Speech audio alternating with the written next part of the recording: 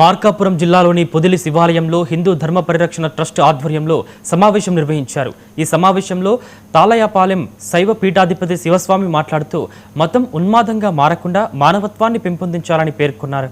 చిన్నజీఆర్ స్వామి ఆదిశంకరులపై వివాదాస్పద వ్యాఖ్యలు చేయకుండా ఉండాల్సిందని చెప్పారు. అది వారి ఆలోచన విధానం కాదని, చిన్నజీఆర్ స్వామికి స్క్రిప్ట్ రాసిస్తున్న వారిని తొలగించాలని అన్నారు. తర్వాత ట్రస్ట్ కోఆర్డినేటర్గా పగడాల మల్లికార్జున స్వామిని నియమించి నియామక పత్రం అందజేశారు. 2014 నుంచి భారతదేశ వైభవం అనేది ప్రారంభమైంది. ఆఖరికి విమర్శకులు కూడా, అతివాదులు హేతువాది లాంటి వాళ్ళు కూడా ఒక మంచి ప్రభుత్వం, మంచి నాయకుడికి పరిపాలనలో ఈ దేశం ఉన్నదని చెప్పేసి గర్వించదగ్గ మాటలే మనం వింటున్నాం. ప్రతిపక్షాలు కూడా సమర్థించేంత స్థాయిలోనే ప్రభుత్వ పరిపాలన ఉందండి. అయితే మన దక్షిణ భారతదేశంలో ప్రధానంగా సనాతన బోర్డు అనే విషయాన్ని ఎలుగెత్తి చాటారు మానేశ్రీ ఓ ప్రధాని పవన్ కళ్యాణ్ గారు.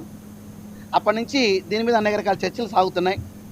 మా విశ్వ హిందూ పరిషత్, మా రాష్ట్రీయ స్వయం సేవక సంఘ్ తరపున మీ సనాతన బోర్డుకి ఏ ఏర్పాట్లు చేయాలి, దేవాదాయ ధర్మాదాయ శాఖ నుంచి ఇది బయటకు కనుక వచ్చినట్లయితే కనుక ఆ శాఖలో ఉన్న దేవాలయ వ్యవస్థని ఎలాగా మనం తీసుకెళ్లాలని కూడా సుమారుగా 100 పేజీలతో కూడిన ఒక చిన్న చట్టాన్ని కూడా రూపకల్పన చేసి మేము చర్చలు కూడా చేశాం ఈ మధ్యనే.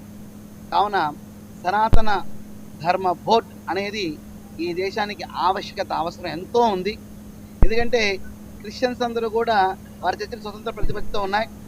అలాగే మసీదులు అవన్నీ కూడా వాళ్ళ యొక్క నిర్వహణలో ఉన్నాయి.